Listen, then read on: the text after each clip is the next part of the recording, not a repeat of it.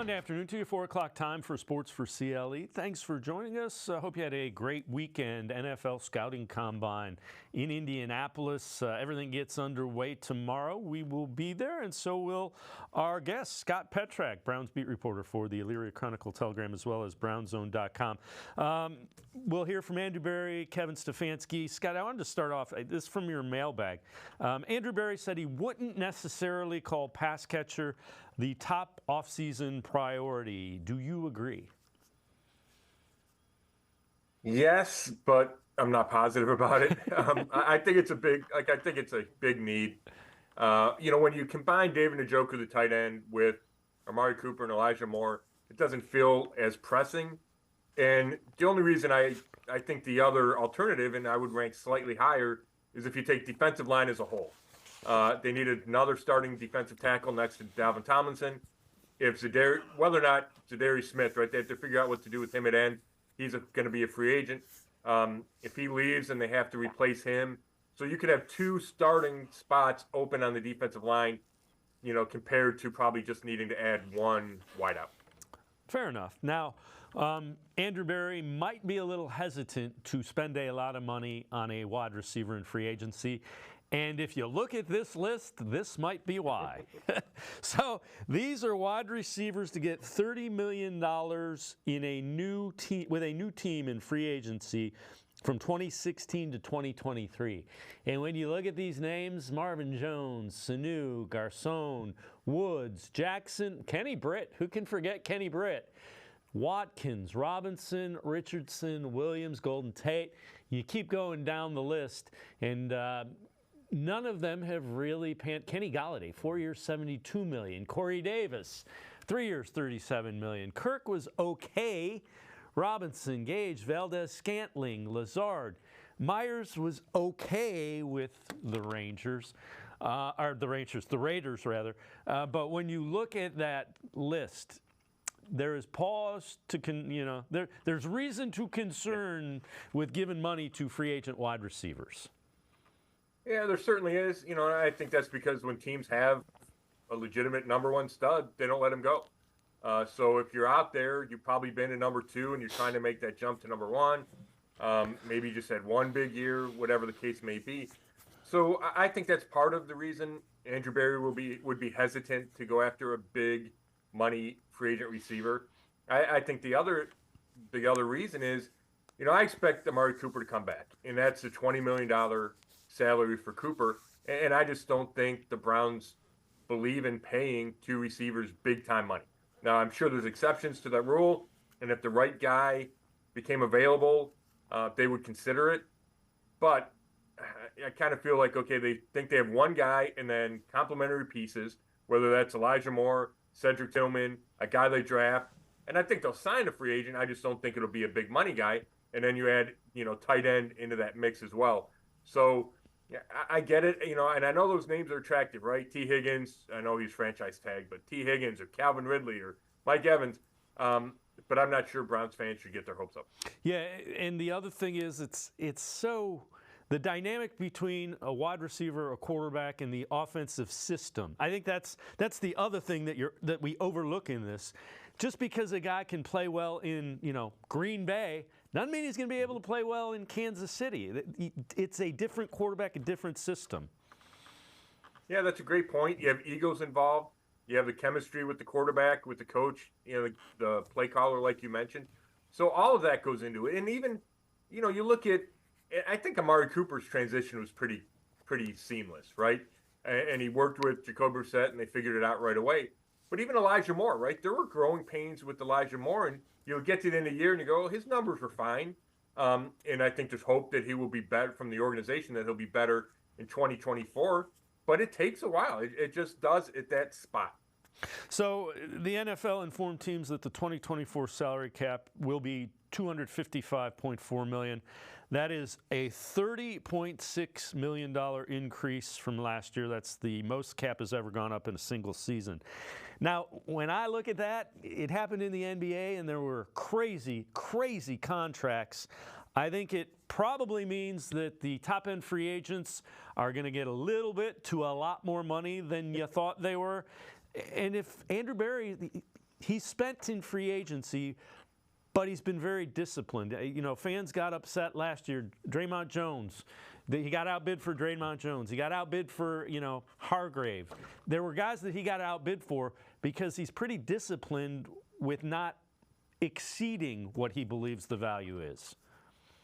Yeah, I think that's a good point, Dave, because they have spent a lot of money, right, in free agency. Whether it was Tomlinson last year and Okoronkwo and Juan Thornhill, and before that, John Johnson III, and Austin Hooper, and we could go back, Jack Conklin, when they got here. But you're right. I think those are good examples of last year where if it's, if there's reasons not to break the bank, right? And Hargrave was getting older and whatever, you have reasons where you decide, hey, here's our cutoff. We're not going to go past that. That does make sense. So it's a combination with him, with Andrew Berry. I think there's an aggression to how he operates, whether it's signing for agencies and striking fast, right? It's been immediately when you can negotiate a deal, they get it done, or through a trade, or moving up or down in the draft. He's shown that aggression, but it doesn't feel reckless. Yeah, and I think the reckless is how you get into issues with the salary cap. Along those lines, we're going to head to the voicemail of Truth and Reason for the first time today. Yeah, hi, Dave. This is Ron Cornett from down here in Clayton, Ohio. First of all, I'd like to start off with, love your show, watch it every day. But I have a question for you. Obviously, I am not a GM, but how many times can we keep rolling over all these salaries till it finally catches up with us and we have to blow up the club just to make the salary? Maybe you can keep dodging it for years and hopefully it'll keep going up and everything, but I'm just kind of worried about our future. Could you straighten that out for me, please? Thanks a lot, guys. As always, love your show. Love the Browns. As always, appreciate all the voicemails. Scott, so the salary cap is a percentage. It's roughly 48% of the league's gross revenue. I think it's gross. It's grosser than that. It changes from sport to sport. As long as the revenue of the league continues to go up, the salary cap goes up. Now, there are teams that are in salary cap, quote unquote, hell right now. That's because they were kicking it back during the pandemic when it went down. So the simple answer is, as long as Jimmy Haslam is willing to pay to restructure, and he's shown every willingness to do that, to the tune of more than any other team, it's sustainable as long as they don't hit a pandemic or a world war or something that would crash the revenue. I hope you're knocking on wood over there, Dave. Yeah, no, I tend to agree with you. I do think, like, for instance, they restructured Deshaun Watson last year, so his cap number, I want to say, is $64 million for this year and for the next several years. So, they're probably going to do that again. They have to create cap space one way or the other. Let's say it's with Watson again, and they do something similar. Then all of a sudden you have these $9 million, give or take, cap hits when he's not even signed, right? Like past when the contract expires. At some point, that could catch up you to some degree, right? Like, you look at the Rams, and the Rams won a Super Bowl, then they decided, hey, we have to kind of come to grips with our salary cap. They had 1 year where they reset, and then they're back to winning games. The Saints continue just to kick it down the road. And maybe you can do that forever. Or when you stop is when you have a big quarterback decision, and you're not paying a guy, and you say, okay, this is the year we reset. And I'm, the Browns are smarter than me in this way for sure. And I know they have their plans. So I don't think it's something for fans to worry about, but I also wouldn't say that there'll never come a time where they have to make it right. But it just might not be for, 6 or 8 years. Right. And the other thing that Andrew Berry has said, and I believe him, they have projections and they do keep an eye on, okay, the salary cap should be between this and this, and they know right. The salary cap and their movements 2 or 3 years ahead of when they have to make them. Well, there's no doubt. And, we talk about hell, right? Salary cap hell. Maybe they never get there, but that doesn't mean there won't be a move right. that they do, this year, next year, whenever, where they cut a guy.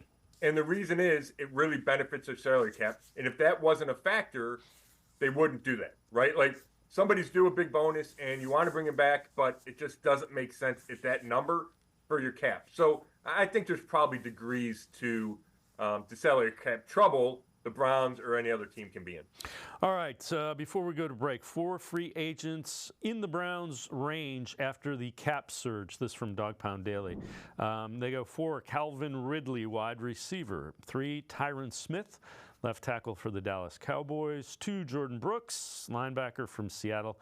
And 1, Austin Eckler, running back for the Los Angeles Chargers. Scott, this kind of goes to something we were referring to. I don't think the increase, and I'm sure Andrew Berry will be asked about this when he talks at the Combine, where we'll be. I don't think it's going to really affect the way they approach free agency. That's not the way the front office rolls, and I would be surprised. They're not going to sign an offensive tackle. They already are trying to figure out how to get 3 of them into 2. I don't think any. I think they're going to sign free agents. I think an edge rusher is more likely to be a big name than a wide receiver. I agree with that. I do. And if you talk, from a salary perspective, I think Ridley's going to be too much. The projections out there are, 20 plus, and I don't think they pay that. Now, could they pay, Gabriel Davis 13 or 14 and then bring back Zadarius Smith for 13 and Davis winds up being a little bit more? I could see that combination.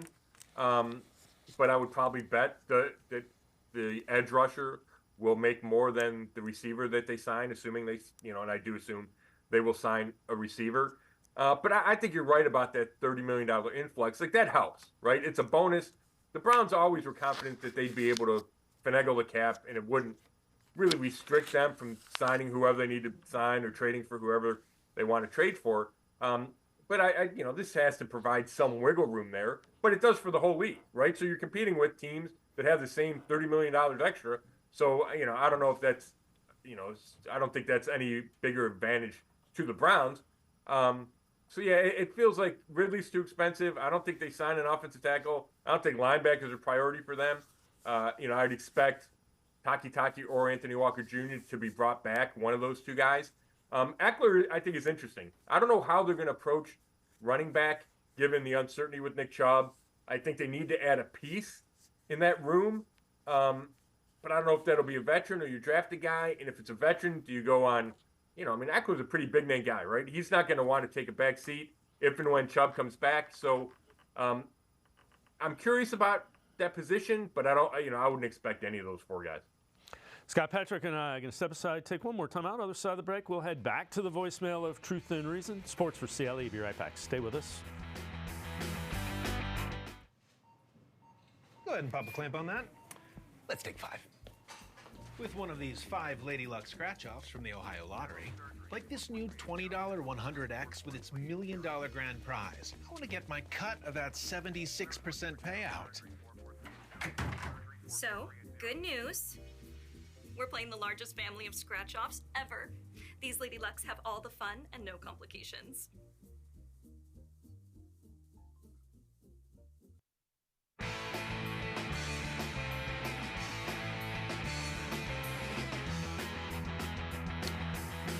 We continue talking Browns with Scott Petrak from the Elyria Chronicle Telegram as well as brownzone.com. Let's head back to the voicemail of Truth and Reason. Hey guys, Dan of Maryland here. Wondering, in the standpoint of the Browns need to bring in a veteran quarterback to back up Deshaun Watson, what do you think of the possibility of Mitch Trubisky now that he's been cut loose by the Steelers? Please understand, this has nothing to do with the fact that he's from Mentor. I really don't care where a guy went to high school or college when it comes to playing for the Browns. All I care about is, can he help the Browns? I just look at him as a guy who he's got a skill set similar enough to Deshaun Watson that if Watson goes down for several games, we don't have to change the offense radically. He's spent a year in Buffalo with Ken Dorsey, so he's got familiarity with Ken Dorsey. Probably should be fairly inexpensive relative to maybe what some of the other potential backup quarterbacks are going to go for. And he overall strikes me as the kind of mediocre quarterback that Kevin Stefanski does really well getting a maximum amount of production out of. Anyhow, just wonder what you think. Keep up the good work. Go Browns. As always, appreciate all of the voicemails. Scott, it's an intriguing thought. He connected the dots there that make it intriguing. I think they probably would like more of a Jacoby Brissett, Joe Flacco kind of guy. Somebody that's just played a little bit more. Yeah, I thought that caller made a bunch of good points. The Dorsey connection obviously matters or would matter. Um, Here's my take. I like the idea of signing Mitchell Trubisky a couple years ago before he went to Pittsburgh. Um, I thought this would be a good place for him to kind of get his bearings again after what went wrong in Chicago and kind of reestablish himself, play backup. And he thought he would have played, right, because of the Deshaun Watson suspension and injuries. But he wound up going to Pittsburgh, and he just didn't play well in Pittsburgh. So, it's a last thing. It's kind of the latest impression that sits with me is I don't know if I would trust him to come in and win games if Watson got hurt and couldn't play. And we saw how important the backup quarterback is. They benched Trubisky for Mason Rudolph in Pittsburgh. So, I think the Browns would rather have Joe Flacco or Jacoby Brissett. Is Trubisky a plan C or D? Yeah, I could see that. And then you figure out if he or Dorian Thompson-Robinson winds up being the number 2. Like, I don't hate that idea, but he would not be an automatic number 2 for me, and I would have guys ahead of him. Yeah, you stated that better than I did, but that's kind of my line of thinking. All right, one free agent the Browns must sign. This from the 33rd team, so those are former personnel and NFL-type guys. They go edge rusher Zadarius Smith. Smith didn't have the big sack numbers in 2023, 5.5, but he proved to be precisely what the Browns needed opposite Myles Garrett. Smith, an outstanding run defender, put pressure on opposing quarterbacks. Look for the Browns to bring Smith back on another one-year deal. I'm sure the Browns would love to bring him back on a one-year deal. It'll be interesting to see if he gets a multi-year and more money than the Browns want to go to. Yeah, you beat me to it. I mean, if he came back on a one-year deal, I think the Browns would love it. But when they traded for him last, whatever, it was May or June, they reworked the contract so he could become a free agent because he was chasing that next contract. And I think that's important to him. Now, if the money's not out there, then I think he'd be willing to come back. I know the Browns would. I feel strongly the Browns would like to have him back, and I think that we talked about earlier. I think that just sets what they do at end. Garrett, Smith, Okoronkwo, Alex Wright. You got to force them you really, really like. But I don't know if Smith. I saw one ranking that had him as a top 10 free agent. If that's the case, then it's more than a one-year deal. It might be more than the Browns are willing to spend. So this might be something that takes some time where Smith feels the need to test the market.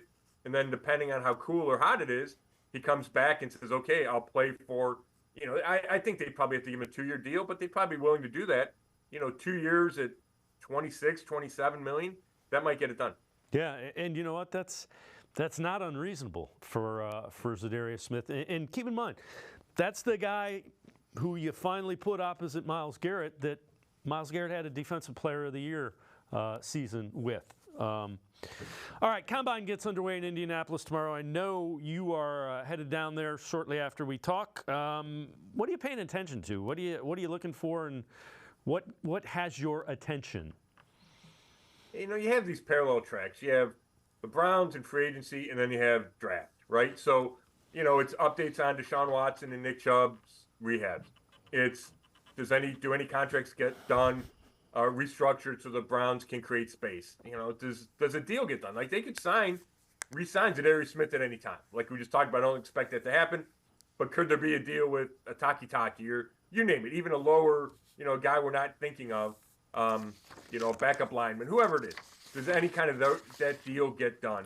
Kevin Stefanski, I'm interested to hear him talk about the staff, right? He gave that introduction to Ken Dorsey, but didn't really get into the moves and the reason behind all the moves. I don't know how much he'll open up about it, but I think we have to ask him.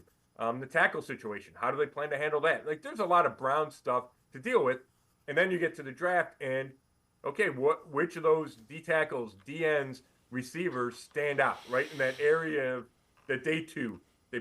Browns draft number 54. They have a 3rd round pick. Like, who's available? And it's easier to watch the receivers, right? I think you get a better feel for the receivers. So there's some of those guys I'll be interested to watch. What areas do you think they need to infuse young talent on this roster? Obviously, that's kind of how they view the draft. Andrew Berry has shown he doesn't really view it as a plug-and-play type of thing necessarily. Right, which is why they need to devote resources to free agency. right? If you can't count on a guy to come in and have that impact and you are short at a couple spots, then that's why you have to go free agency or trade. I think receiver, I know they have David Bell, who's, only is coming into his third year, Cedric Tillman in his second year, but that feels like a spot you can always get younger, especially because the receiver classes are so good these days, right? And there's a million reasons for that, but it feels like the fifth or sixth year in a row where everybody raves about the depth of the receiver class. It seems smart just to take advantage of that and find one of them, right? At least one guy and add him to the mix. And then, offensive line, like they feel set. We talked about 3 tackles for 2 spots. They got Ethan Posick and both guards back. But they probably need to get younger in the interior, the backup interior, right? Joe Bitonio's not going to play forever. Wyatt Teller's not going to play forever. Posick's deal doesn't last, right? And Nick Harris is a free agent to be. Michael Dunn's a free agent to be. And those are the top backups in the interior. So I could certainly see them spending a pick or two on an interior offensive lineman. Scott Patrick, as always, appreciate the time and the insights. Thanks very much, Scott. We will see you in Indy tomorrow. Thanks, Dave. Looking forward to it. All right, Scott Patrick, make sure you check him out. Always great Browns coverage for the Elyria Chronicle-Telegram. Online, you can check him out at brownzone.com. We're going to step aside, take a quick time out. We continue talking Browns. Kenny Roda from Sports Talk News-Talk, 1480 WHBC. Straight ahead. Stay with us. Come back to go forward. Back to learning new things. Back to pursuing your dreams. Tri-C has flexible learning options to fit your life. And every year, more than 1,000 local companies provide Tri-C students with real-world learning. The right education can boost your lifetime earning power by hundreds of thousands of dollars. Start now with a college education you can afford. Tri-C, where futures begin.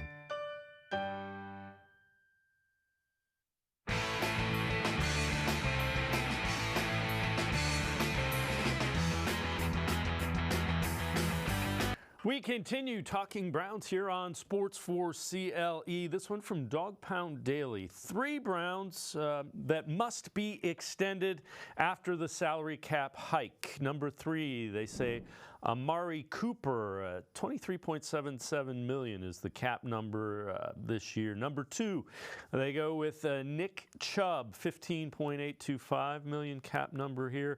And number 1, they say Jeremiah Owusu-Koramoah. He will be doing a new deal, and we'll see how that goes. It will be interesting to see what they do with Jeremiah Owusu-Koramoah. Let's welcome in Kenny Roda from the Kenny and JT Show, News Talk Radio, 1480 WHBC. Kenny, as always, appreciate the time. You know, the salary cap went up $30 million, and we talked about that a little bit earlier in this show. When you do stuff relative to that because of that, that's where you have look at what happened when the NBA had the huge salary cap jump. Timothy Mozgov got like $56 million from the Lakers. Andrew Berry, I would be shocked if this affects what his thinking is relative to free agency.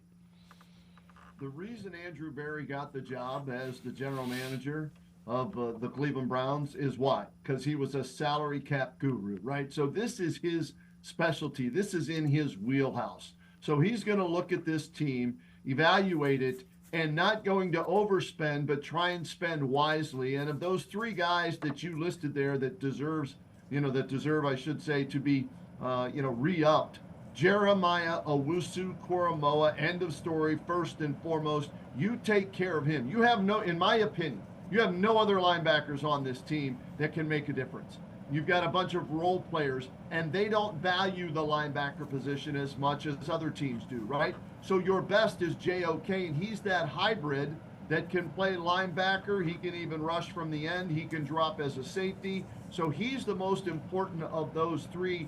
I think Amari Cooper is a guy that I don't want to throw a ton of money at as he's getting older. Maybe on the back 9 of his career, even though he's your number 1 receiver. And Nick Chubb, they know better than we do, David, as to whether or not he's back to 60%, 70%, 80%, where he'll be on opening day. But your running back room isn't that strong, in my opinion, pun intended. So he's a guy that I would put second that's on your list. and Cooper third. So I like the order they're in. The most important guy that I need to re-up of that group is Jeremiah Owusu-Koramoah.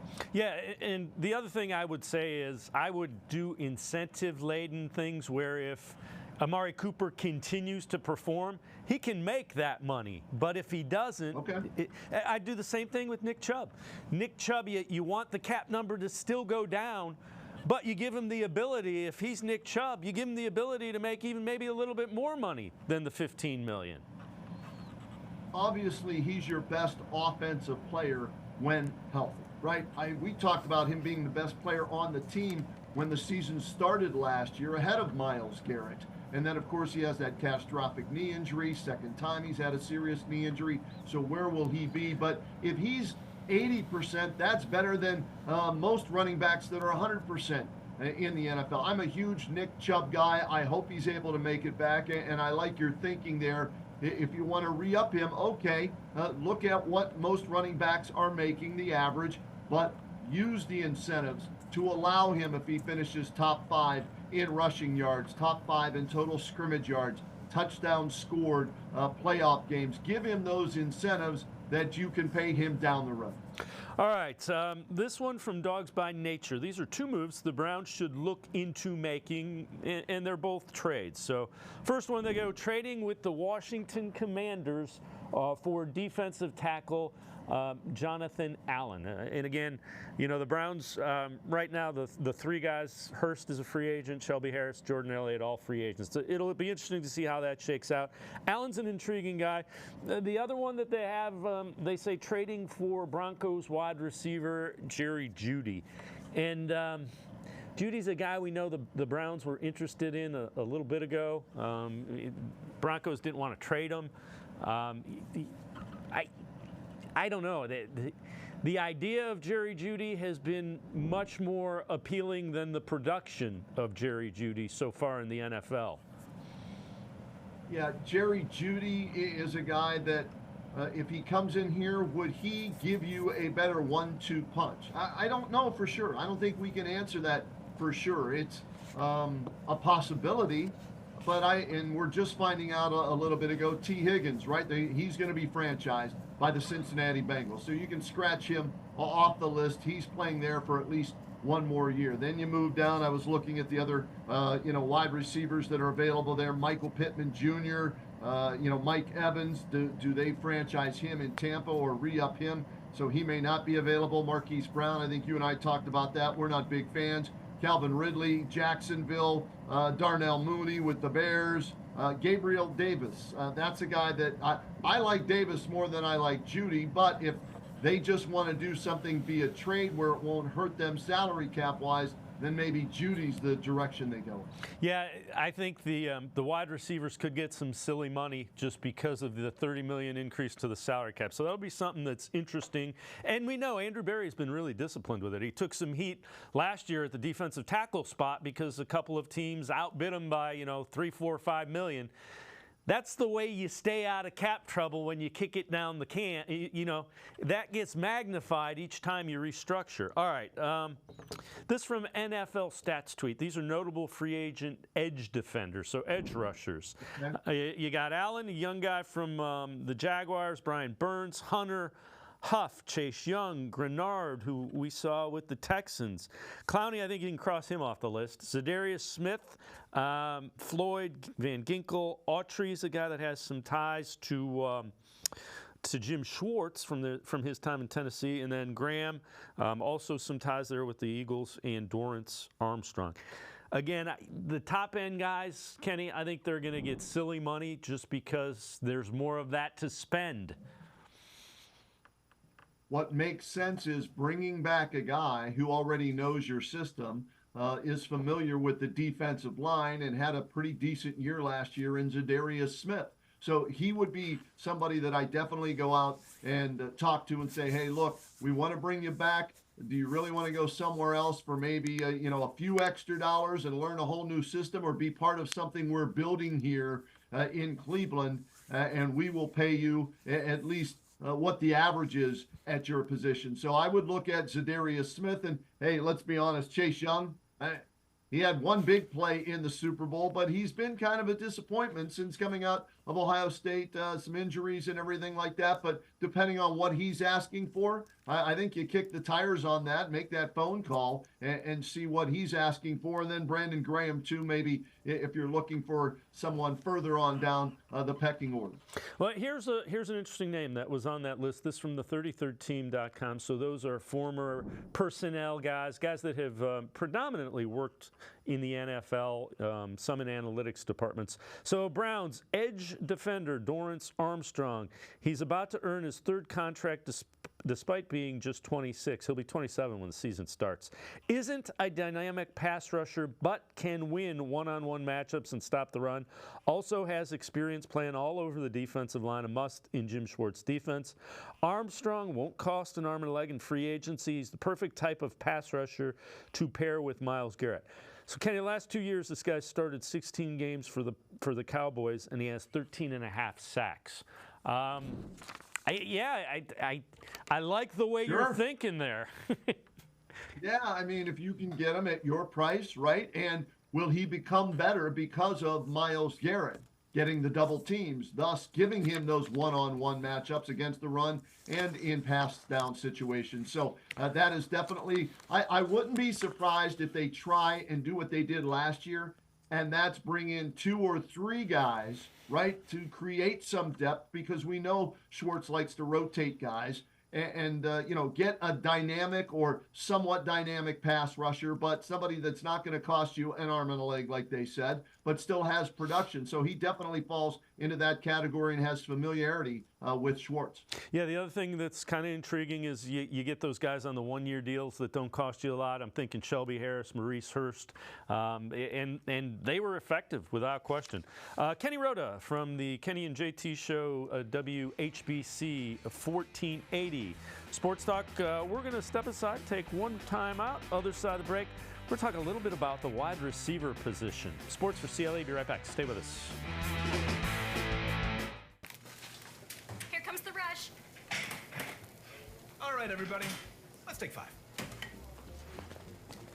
With one of these 5 Lady Luck scratch-offs from the Ohio Lottery.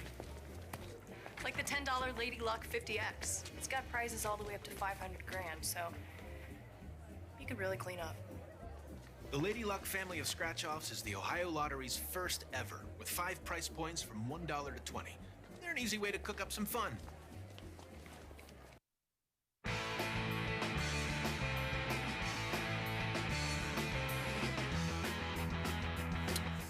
We continue talking Browns with Kenny Roda from the Kenny and JT Show News Talk 1480 WHBC.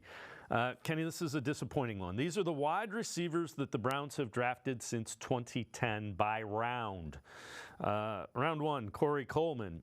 Round 2, Greg Little. That does not include Josh Gordon, who was the equivalent of a second rounder. He was taken via the supplemental draft.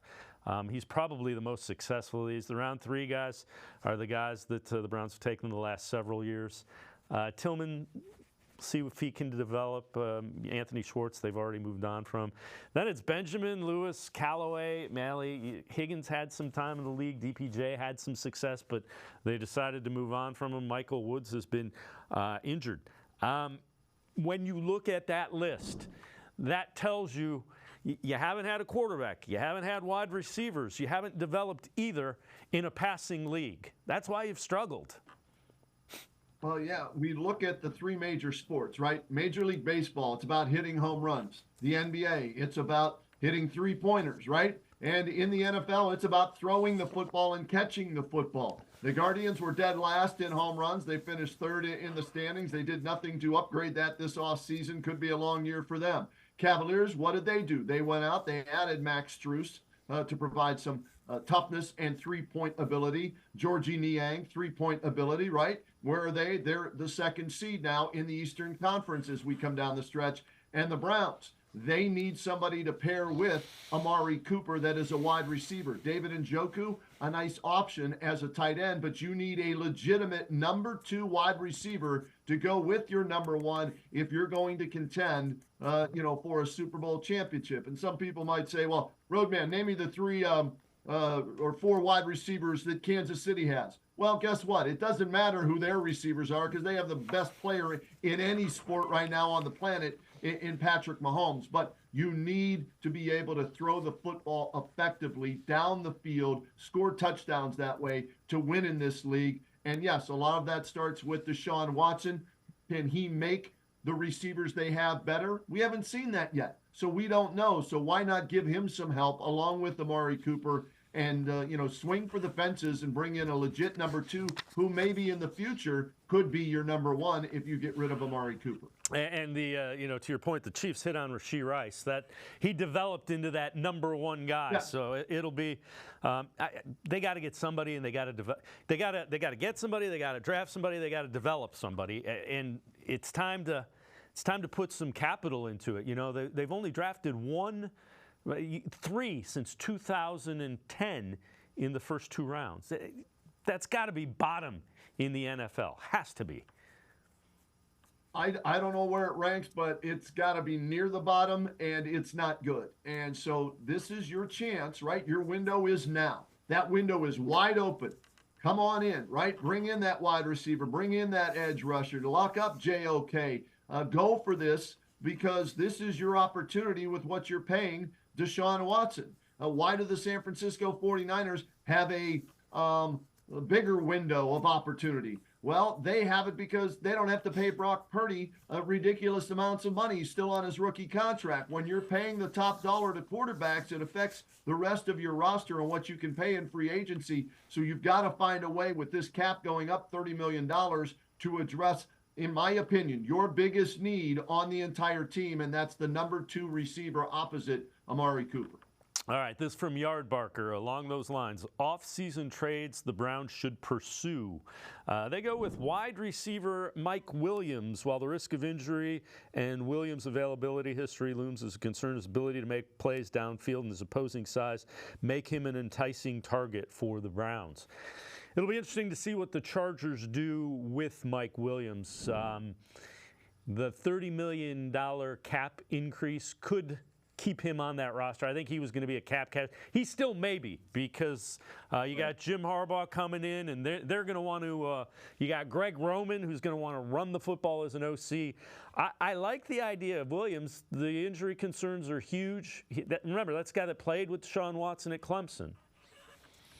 And you always look for those combinations, right? That makes a difference where you have that ability to be on the same page, even though you haven't played together for a number of years. So would he be on the list? Absolutely. I think you have to look at every team in the NFL and see which guys are already free agents, which guys might be free agents because they're going to be cut, and make that list of wide receivers and then rank it based on what you're hearing and who's already out there, and then look at where you are salary cap wise. You get the bump with $30 million and address that need of going out, and whether it's a Gabe Davis, a Mike Williams, a Mike Evans, whoever it might be. I'd love Mike Evans. Now that's the dream scenario, right? 13 touchdowns last year. He and Baker hooking up. Will they let him get out of Tampa Bay? Probably not. I'm hearing Kansas City might try and go after him. If they do that, Patrick Mahomes may win 8 Super Bowls. Who knows? So, but it's something the Browns definitely need to take a serious look at.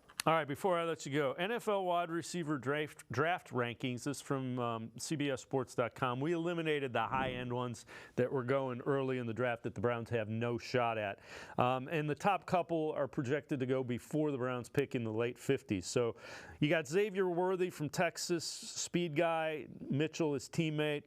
Leggett, big, tall guy. Troy Franklin from Oregon. Polk from Washington. Corley's kind of hybrid, And then the last 2, Roman Wilson, probably going to test good. His athleticism is off the charts from Michigan. And Ladd McConkey from Georgia. Any of those, and I know we're still early in this process, Combine coming up later this week. Any of those guys pique your interest as somebody that could be developed by the Browns?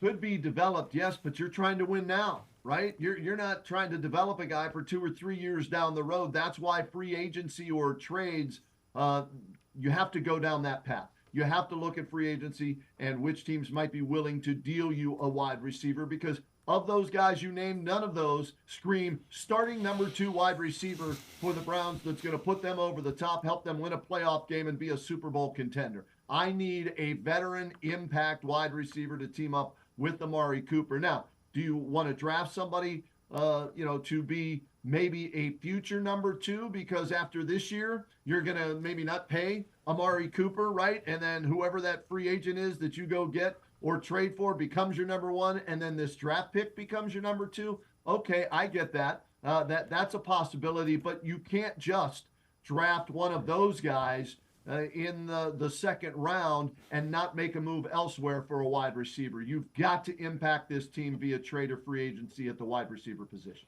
Couldn't agree with you more. Kenny Roda, as always, appreciate the time and the insight. Thanks very much, Kenny. Thanks for having me, David. Kenny Roda, make sure you check him out. Kenny and JT Show, News-Talk, 1480 WHBC, always really good Browns insight from Kenny. We're going to step aside, take a quick time out. Other side of the break, Lance Reisland from the Plain Dealer, cleveland.com, with a video analysis, film breakdown of some of those free agent wide receivers. Sports4CLE, be right back. Stay with us. The Ohio Lottery Partners in Education program is dedicated to recognizing exceptional students, teachers, and schools throughout Ohio. Scan the QR code on screen to nominate students and teachers as Academic All-Stars and Teachers of the Month. They must be currently enrolled or teach in grades K through 12. Is your K through 12 school developing students' literacy skills to achieve success in reading? If so, you can nominate your school for the School of the Year. Students can win $100, teachers can win $500, and schools can win $2,500. Scan the QR code, fill out the forms, and nominate deserving students, teachers, and schools today. The Ohio Lottery Partners in Education program takes pride in honoring exceptional students, teachers, and schools across Ohio. Submit your nomination today. It's fun, fast, and free.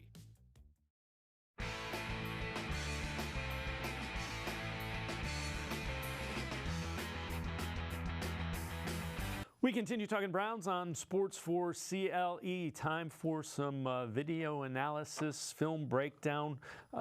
League year starts in just a couple weeks, so we're going to take a look at some free agents. Let's welcome in Lance Reisland from the Plain Dealer, cleveland.com. And Lance, you put together a group, and we kind of grouped them by where they may fall relative to, guys that you're going to have to spend a lot of money on, guys you're going to have to spend some money on, and guys that won't be quite as expensive. So let's begin with that first group. And this guy's going to be 31, but he's really good. Mike Evans, take us through this first clip, what you see here. He's expected to earn almost $24 million a year. So again, as the Browns get ready for this upcoming season, they're all in, right? So the NFL is a very short window to be dominant, and you have to take advantage of it. So this might be a guy.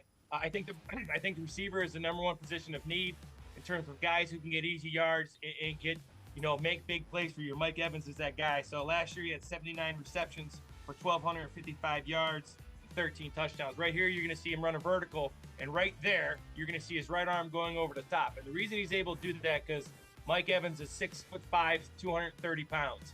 And when you can do that, you can get off press very easy. You can get off jams very easy. You're very quarterback friendly in windows. He understands both man and zone where it's going to be. He's a very complete receiver. He's a red zone threat, obviously, at that height. He's got tight end height with receiver speed. He's got tremendous hands. He high points the ball. He's got great spatial awareness. Mike Evans is an all-pro. He's a guy with Amari Cooper. If the Browns are rolling the dice and they want to go all in, this might be a guy they go get. Yeah, again, I think he turns 31 in August, so that's the only question. All right, let's take a look at this next clip again, what you see with Mike Evans and what works here. So this is really interesting. So what a lot of people don't see here is that it just looks like a simple catch, but as the play runs over and over, you're going to see that safety number 9. And what that tells Mike Evans is this is a two-way go. If that safety is flat, he's going to run right by him. But Mike Evans knows on the snap of the ball that safety's over top to help. So by that safety being over top, he's going to sit in that hole. Baker Mayfield does a great job of reading it and putting it in that hole. But this just goes to show you Mike Evans understands coverage and understands where the help's coming from. Because if this safety is not flat, or if they're in a one hi-hat, Mike Evans is going to take this vertical on an inside seam route. So this is a very good recognition of coverage and sitting it down in the hole. All right, so another guy that kind of elite, expected to hit free agency for the Colts, Michael Pittman. Pittman, a couple of years younger. He's expected to get about 22, 23 million, so still expensive. Take us through this clip and what you see with Pittman here. He's a guy who had 109 receptions for 1,152 yards, 10 per 4 touchdowns. Now, I don't think he's as explosive as Mike Evans, even at a younger age. But what he gives you another big body guy. He's a guy, he's 6'4", he's 225 pounds. He can give you this over the middle stuff, these slants, these digs. I think the Browns need a complete receiver. I'm a big believer that Elijah Moore is going to have a breakout season in the slot. The Browns need another guy who can play in the slot, play outside, run these RPO slants, run the digs, run the deep comebacks. Catch the ball, contested catches, guys in the red zone. These big complete receivers that can do all three things. They can win at the line of scrimmage, they can win at the catch point, and then they can run a little bit after catch. Pittman's not going to give you a ton of run after catch, but he's a big body guy, younger guy, big upside, and what the Browns do, again, very quarterback friendly with that size, especially in the red zone. All right, so both of those, Pittman and Evans, 20-some million plus. Down a notch, if you will.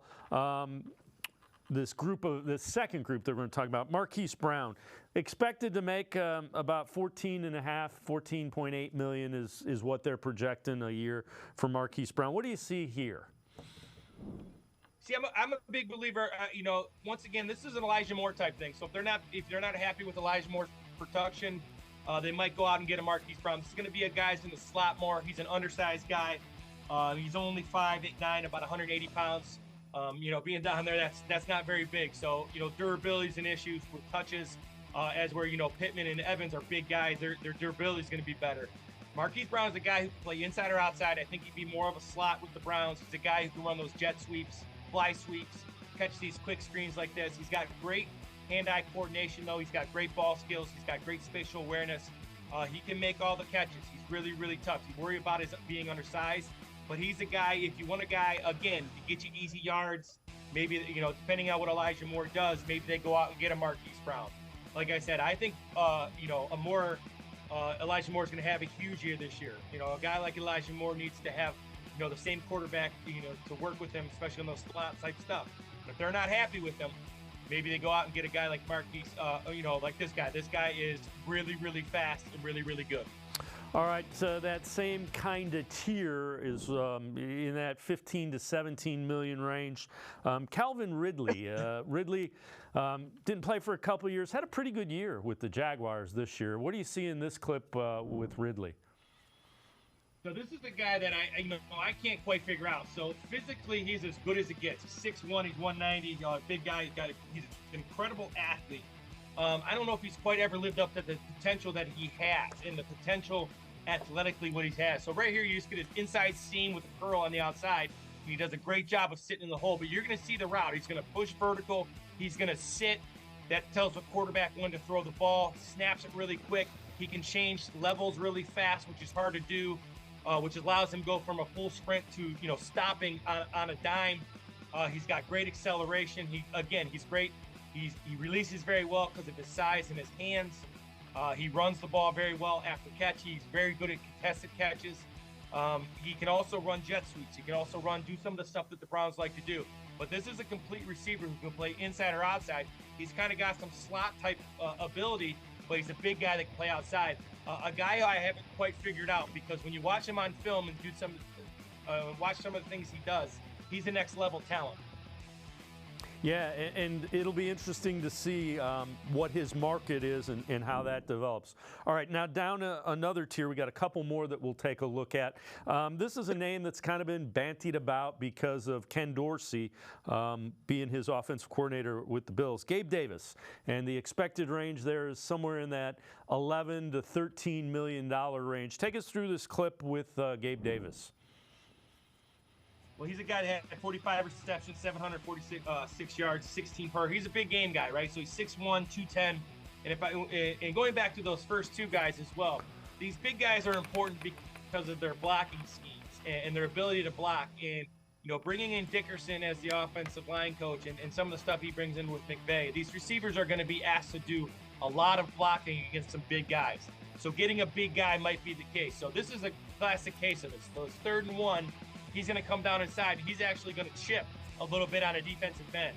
You can't do that unless you're a big guy. So, he's all 6'1", he's 210. He showed up big in big games, and there's a lot to be said about guys who make plays in big games. Practice games, scrimmages are good, and preseason's good, regular season, but this is the guy who's done it in the playoffs.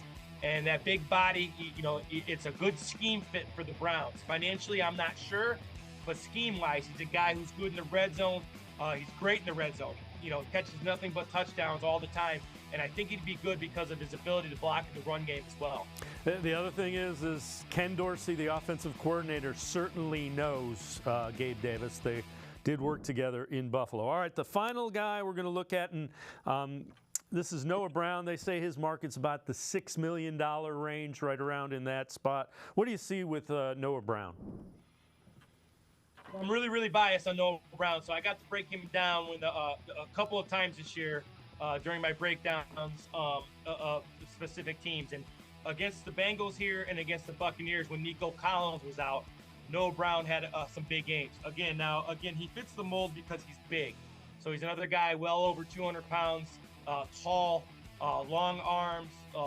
He's a strider. He's more of an outside guy. But he can do some slot things as well. But he's more of a one receiver. And this is what he gives you. He gives you a big body guy who can get first downs, catch those option routes, catch those, very similar to the kind of routes, maybe not the talent, but the kind of routes that Amari Cooper runs. He's not a super breakaway guy, but he's got enough breakaway speed to play. And when you watch those games against the Bengals last year, we had a 170, and against the Buccaneers, we had well over 100. He's a guy that when Nico Collins was out and they relied on, he showed up big. And I think he's a guy that will come at a good price. And again, his ability to block in the run game, his ability to motion, I think would be very beneficial for the Browns. This is a guy I really, really like. This is the guy that I haven't heard a lot of people talk about. I really like him. Now, that might be because I've watched him a bunch, but I think he matches what Kevin Stefanski and Dorsey want to do in terms of getting the ball inside on those seams, digs, etc. The other thing is that we have learned from Andrew Berry the last couple of years, he has a price point in mind, and he's disciplined at staying within what he thinks the value for individual free agents is. And you got to operate that way, but Andrew Berry has proved that last few years he does operate that way. Well, when they make good choices in terms of what they think they need, and I know Deshaun Watson has had some issues with health and otherwise the first couple years. But I truly believe Deshaun Watson is young enough to get back to the elite level. And you saw just a hair of it last year as he started to get before he got the injury happening. And that's what, like Elijah Moore and these guys need the consistent quarterback, whoever that may be. But Deshaun Watson, in my opinion, is the guy. I think Flacco did an amazing job. And I would love Joe Flacco to be with the Browns or with whoever because he was fantastic. But Deshaun Watson can make these receivers better than they even are.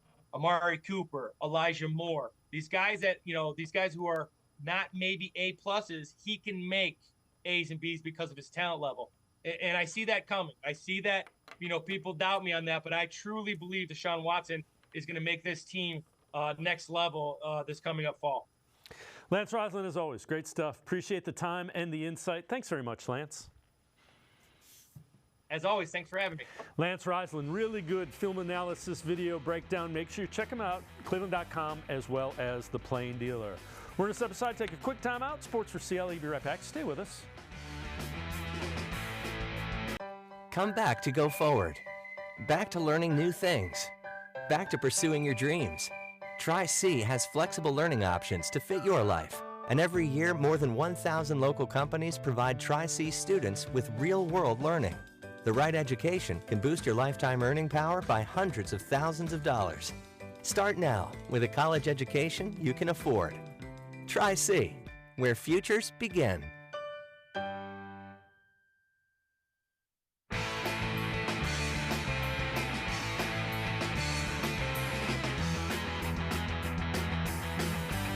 We turn our attention to the Cavaliers here on Sports4CLE. They snapped a 2-game losing streak after the All-Star break, beating the Wizards last night. Donovan Mitchell returned to the court.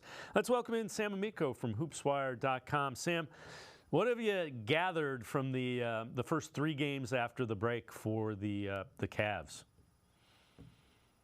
Well, I mean, it was good that they got the win on the road against Washington. You know, they went on a 22-4 run there to kind of put that game away in the fourth quarter, but they haven't looked as kind of sharp as they did, you know, obviously during that 9-game winning streak. Nobody expects them to go undefeated, obviously, but you would like to see them be a little bit sharper, and they really haven't. Entering that game, even before the All-Star break, they had lost, if you go back before the All-Star break, they had lost 3 of 4 with their 1 win coming against Chicago in a game at home that they had to rally to win against a struggling Bulls team. So they just haven't been as sharp lately.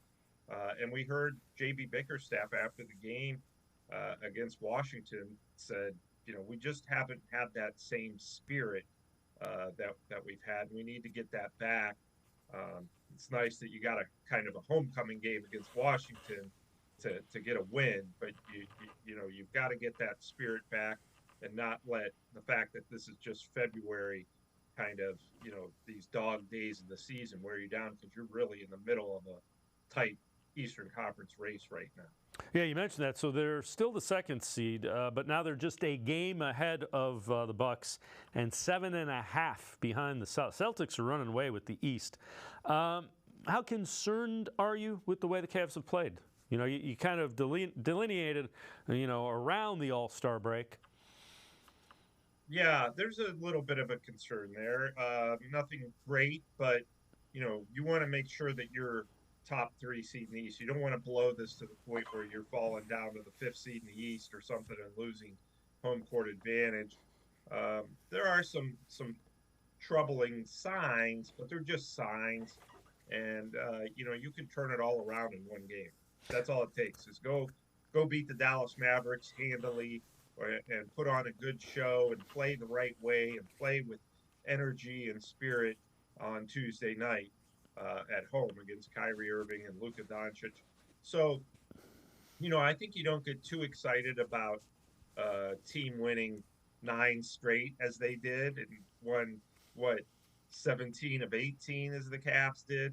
You don't want to get too high about that. You don't want to get too low about the fact that they haven't played up to their standards lately. So there's a little bit of a concern there. I think if this continues on for another week or 2 and they just aren't clicking on all cylinders, then you really start to say, okay, what's going on? Why all of a sudden is this team that won 17 of 18 just not clicking? And it will lead to a lot of questions. All right, so one guy who has played pretty well, Jared Allen, posted his 28th double-double of the season. He's now posted double-doubles in 23 of his last 27 games, and that's a great sign. We mentioned he kind of almost had that hangover from the playoff series to start the year, but after about the 2nd, 3rd week, he's been better than he was last year. Yeah, he's having a career season. This is the best year of his career since probably, you know, you're talking about since about December until now. This is definitely the best stretch that we've ever seen Jared Allen. The nice thing is he hasn't skipped a beat since Evan Mobley returned, and people wondered, you know, is he going to still be putting up double-doubles with Evan Mobley back? But the answer to that so far has been yes. The nice thing about Jared Allen is he forces nothing and still manages to score, you know, in that 15 to 20 point range without forcing up shots. So, and obviously a very good defensive player and a great rebounder. So the fact that he's really, you know, you look at the win against Washington, it was Allen and Mobley pretty much that dominated that game with 22 points and 21 points. So, you know, big guys are kind of underrated. In today's NBA, they don't get a whole lot of credit, but Jared Allen has been really a big reason that this thing has stayed afloat, and the Cavs have been able to stay in that number 2 spot and are flourishing So that's one of the definite positive signs for them. All right, this one from the Bleacher Report. Every NBA team's biggest question down the stretch. For the Cavs, is this a feel-good story or the start of something special? Memories of a horrific first-round playoff loss to the Knicks linger. We've seen this offense get too simplified at times. Its heavy pick-and-roll scheme and lack of playmaking outside of Garland and Donovan Mitchell. We know, however, this defense is legit. I don't know about you, Sam. The defense is the concern the last couple of games. It hasn't been. It's almost like you need them to flip the switch and get the intensity that they had back. Yeah, that's just it. They need to flip the switch, and they just have not. JB Bickerstaff said he had hoped that they would do that against Washington, and they did flip the switch with about 6 minutes left to go in the fourth quarter. But you'd like to see them do that for a whole game. It's been sporadic, as you said, Dave, both defensively and offensively.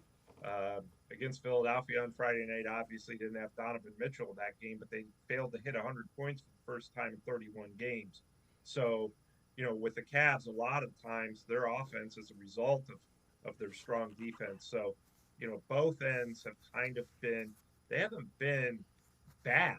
They just haven't been up to their standards. And I think that's kind of been a small issue with them. So, as far as the Bleacher Report thing goes, I think that you need to see them in a playoff series and win a playoff series before you can really say, okay, that season was a success and more than just a feel-good story in the middle of January. So, it remains to be seen how we will reflect on this particular season overall. Yeah, that's absolutely fair. All right, before I let you go, what have you thought about when you look at Darius Garland?